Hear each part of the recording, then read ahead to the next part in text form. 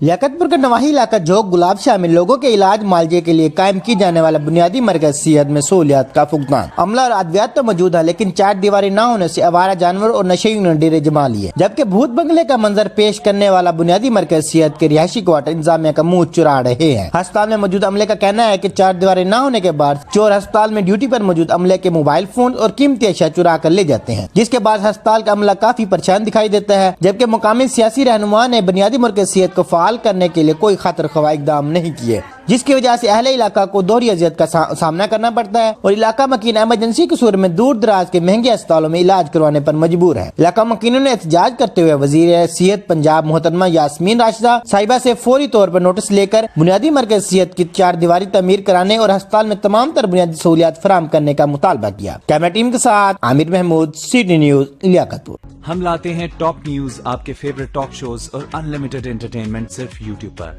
अगर आपने अभी तक हमारा चैनल सब्सक्राइब नहीं किया तो अभी सब्सक्राइब करें और बेल आइकॉन को क्लिक करके हमारी लेटेस्ट वीडियोस के बारे में अपडेट जानें।